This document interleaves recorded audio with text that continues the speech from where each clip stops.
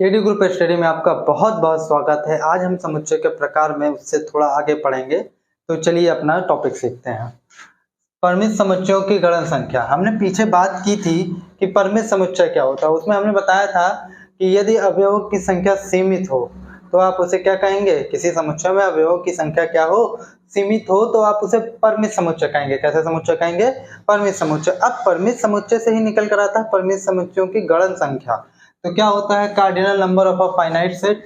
माना ए एक परिमित समुच्चय है। परिमित समुच्चय ए में भिन्न अवयव, एक अवयव नहीं लेना, एक जैसे अवयव नहीं लेना, जो अलग अलग अवयव हो वही। वैसे भी आप जानते हैं कि समुच्चयों में सूची विधि में जो अवयवों को चाहे जितनी बार रिपीट हो एक बार ही लिखना पर्याप्त होता है। अवयवों की संख्या को समुच्चयों की गणन संख्या कहते हैं। मतलब उस सेट में जितने अवयव हो उनको आप काउंट कर लीजिए कि कितने एलिमेंट है, वही उसकी गणन संख्या या कार्डिनल संख्या होगी। जैसे ए की अगर हम सेट ए की कार्डिनल संख्या निकाल रहे हैं तो इसे हम NA लिख देते हैं। अब आइए एक एग्जांपल से देखते हैं। जैसे एक एग्जांपल है A = 1 2 3 4 5। अब इसमें कितने एलिमेंट हैं?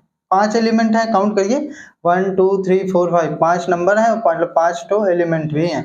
तो इसकी कार्डिनल संख्या कितनी हो जाएगी? NA = 5। ठीक है। अब उसी तरीके देखिए ABC कहाँ तक? Z तक। इसमें कितने हैं? इसमें टोटल 26 होते हैं ना। आपको पता है अंग्रेजी वर्ड वाला में कितने अक्षर होते हैं? टोटल 26 होते हैं। तो NB = इसकी कार्डिनल संख्या क्या हो जाएगी या गणन संख्या क्या हो जाएगी? 26 हो जाएगी। अब एक नोट पॉइंट है, रिक्त समुच्चय की गणन संख्या शून्य होती है। रिक्त समुच्चय की गणन संख्या शून्य क्यों होती है? क्योंकि 5 है, 5 में भाई कोई एलिमेंट ही नहीं है। जब कोई एलिमेंट नहीं है तो इसकी गणन संख्या कितनी हो गई? शून्य हो गई। ठीक है। अब बात करते हैं समतुल्य समुच्चय क्या होता है, इक्विवेलेंट सेट क्या होता है। देखिए, दो परिमित समुच्चय लेना है। ठीक है। दो परिमित समुच्चय A व B समतुल्य कहलाते हैं। समतुल्य कब कहलाएंगे? समतुल्य कहलाते हैं जब उन दोनों समुच्चयों में अवयवों की संख्या समान हो। अगर जैसे सेट A में जितने एलिमेंट हो सेट B में भी उतने एलिमेंट हो। याद रखिएगा, अवयवों की संख्या समान बोला है, अवयव समान नहीं बोला। बस हमको संख्या बताना है कि इसमें 6 एलिमेंट है और इसमें भी 6 एलिमेंट है। अब चाहे इसमें ABCD हो, उसमें XYZ हो, उससे हमसे मतलब नहीं है। बस उनकी संख्या सेम होनी चाहिए।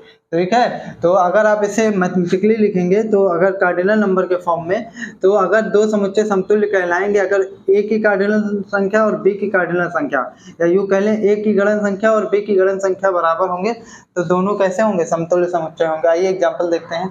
जैसे ये एग्जांपल, इसमें 6 एलिमेंट है और इसमें 1 2 3 4 5 6 एलिमेंट है। तो NA = 6, NB = 6। तो दोनों की जो गणन संख्या या यूं कह लें कार्डिनल संख्या बराबर है।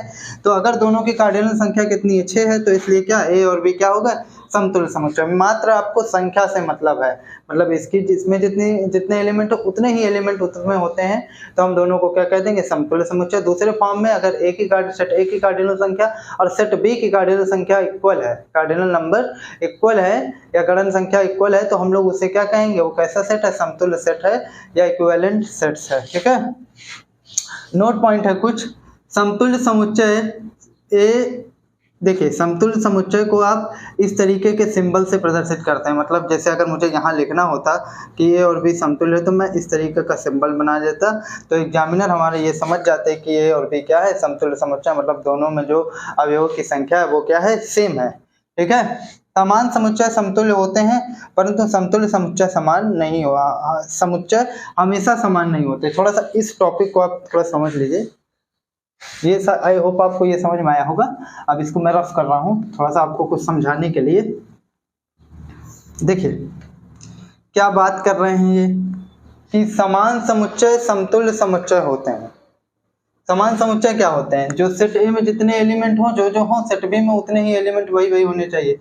जैसे एक एग्जांपल ले लें, ABCDE और एक एग्जांपल ले लें B = EDCBA। क्रम का कोई महत्व नहीं है। देखिए जो एलिमेंट सेट A में है वही एलिमेंट सेट B में भी हैं। तो आप ये कह सकते हैं दोनों क्या हैं? समान समुच्चय हैं। अच्छा, समान समुच्चय में अवयवों की संख्याओं को गिनिए जरा। NA = कितना? 5 और NB = क्या? वो भी 5। तो यहाँ से हम कह सकते हैं कि जब समान समुच्चय लेंगे, अवयव जब भी आप दोनों में सेम करेंगे दोनों में, तो उसकी संख्या ऑटोमेटिकली सेम हो जानी है समान समुच्चय के केस में। ठीक है। तो हम लोग ये कह सकते हैं कि समान समुच्चय हमेशा समतुल्य समुच्चय होता है, क्योंकि अवयव सेम करने के चक्कर में हमको क्या करना पड़ता है? संख्या भी सेम हो जाती है। इसलिए समान समुच्चय हमेशा क्या होते हैं? समतुल्य समुच्चय होता है, लेकिन समतुल्य समुच्चय हमेशा समान समुच्चय हो ऐसा जरूरी नहीं है। जैसे एक एग्जांपल ले लें ए बी सी, और एक एग्जांपल ले लें ए वन बी। तो देखिए इसमें N A is equal to कितना है, 3 है, और एन बी कितना है, एन बी कितना है, वो भी 3 है। तो ए समतुल्य है बी के, लेकिन ए समान नहीं है बी के। ठीक है, तो समान समुच्चय हमेशा समतुल्य समुच्चय होते हैं, लेकिन समतुल्य समुच्चय हमेशा समान समुच्चय हो ऐसा जरूरी नहीं है। ठीक है, तो उम्मीद करते हैं ये वीडियो आपको पसंद आया होगा। मिलते हैं नेक्स्ट वीडियो में इसी जोश और ऊर्जा के साथ।